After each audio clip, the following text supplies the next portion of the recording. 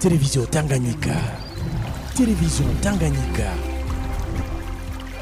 Ibimenyeshamakuru bitanu bikora ku butaka bw'u Burundi vyahagaritswe n'umugwi w'igihugu jeje kugenzura ibimenyeshamakuru sense bimenyeshwa na Esperance Ndayizeye harongoye uwo mugwi mu kiganiro yabanditse n'abamenyeshamakuru kuri wa kane igenekezo rya 27 ntwarante umwaka wa 2025. Aho akaba ari nyuma y'inama yahuje abagize uwo mugwi yabaye ku magenekerezo ya 2026 na 27 ntwarante uyu mwaka nyene.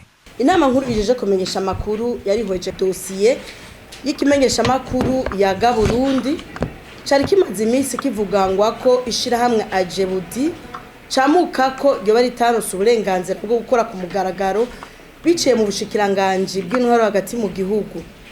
Ivyo vyabaye mu gihe dosiye Ajebudi yashikanye mu nama nkuru ijeje kumenyesha amakuru yarimwo urupapuro rufise umukono gubwo bushikiranganje.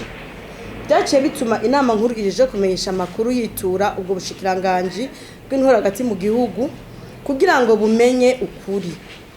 Ubwo bushikiranganje bukaba bwaramenyesheje ko ishirahamwe Ajebudi ari ryo ryasavye gukora ku mugaragaro ikinyamakuru yaga ririho bidaciye mu mategeko ko n'ubwo rupapuro rufise umukono w'ubwo bushikiranganje ari ugwa magendo gushika ku munsi Ajebudi izokwerekana ko ari ugukuri. Kubera iyo mvo inama nkuru ijeje kumenyesha amakuru yaciye ifata ingingo yo guhagarika ivy'agateganyo ikimenyesha amakuru yaga gushikaho kizoshobora kuzana urupapuro rwemeza ko ishiramwe Ajebudi cegukira rifise uburenganzira bwo gukorera ku mugaragaro mu Burundi gutyo gisubire gushikiriza amakuru ukuri kwamye. Ibindi bimenyesha amakuru vyahagaritswe n'inama nkuru ijeje kumenyesha amakuru ni Radio International of Equator yaronse uruhusha rwo gushikiriza amakuru mu mwaka wa 2017 igatangura gukora ariko kuva mu mwaka wa 2020 itasubire gukora. Andi maradiyo ni Radio Mawingu, Radio Wave Lab, Ijwi ry'Ugwaruka hamwe n'imbonesha kure Burundi Bwiza na Mawingu. Bene ivyo bimenyesha amakuru rero bikaba vyararose impusha ariko bikaba bitariko birazikoresha.